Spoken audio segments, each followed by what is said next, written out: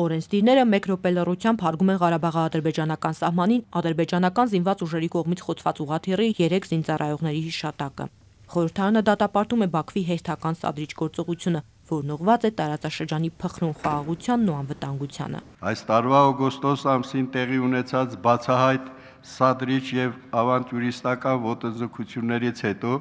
ԵԱՀԿ Մինսկի խմբի գործադրած միջնորդական ջանքերը եւ հորդորները փաստորեն հերթական անգամ ընդգծված ցինիզմով անտեսվում են ադրբեջանական իշխանությունների կողմից։ Սա բանակցային խաղաղ գործընթացը տապալելու եւս մեկ քայլ է, որով ոտնահարվում է խաղաղ կարգավորման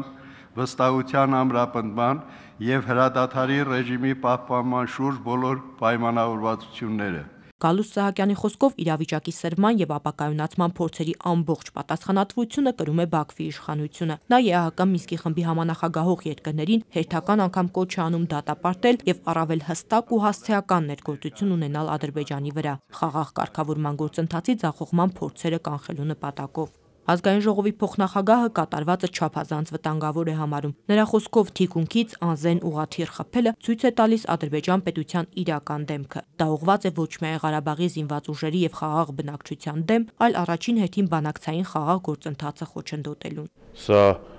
հարված է բանակցային գործընթացին, սա ապտակ է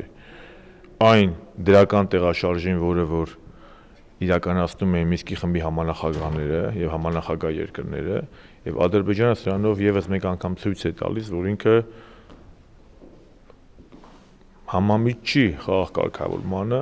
եւ սա պետք է խստագույնս դատապարտվի, սա ոչ թե պետք է ընդհանուր գնահատականը լինել, այլ պետք է ազդել եւ պրեսինգի ենթարկել։ Սա նաեւ հետևանքն է, երբ որ մարդիկ կրկնակի ստանդարտներն իրականացրել, երբ որ մարդիկ, չգիտես ինչ-ինչ շահերով ելնելով, նաեւ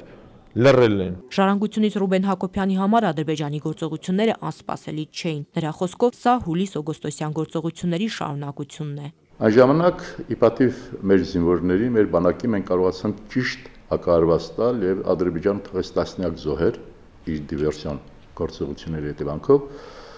եւ կարծում եմ նույնը պետք է հիմա լինի։ Չի կարելի այդ լկտիությունը չպատժել։ Իսկ մի քիչ նաեւ զարմացնում է Մինսկի խմբի հայտարարությունը, որոնք զոհին եւ դահիճին նույն արդյունության վրա են դնում։ Շատ հստակ է, որ սա Ադրբեջանի կողմից հերթական սադրանքն է։ Սադրանք ներառյալ նպատակներով։ Եվ սրանք կշարունակվեն, ինչպես եղել է մինչև այս։ Ադրբեջանցիների քաղաքականությունը տարիների ընթացքում չի փոխվել, անընդհատ լարվածություն ստեղծել, ցույց տալ, որ Արցախն իր տարածքն է։ Դաշնակցությունից Աղվան Վարդանյանը միջազգային հանրության արձագանքը բավականաչափ կոշտ չի համարում, այն երբեք համարժեք չի լինում, մշտապես երկակի ստանդարտներով է հնչում։ Մինչև հակառակորդը չզգա, որ մեկին 10 նպատիկ պատժվում է, այս սադրանքները շարունակվելու են։ Հակառակորդի հետ պիտի խոսել իր լեզվով։ Հազնիվ Կարապետյան, Հայրփի Միքայելյան, ժամը լրատվական։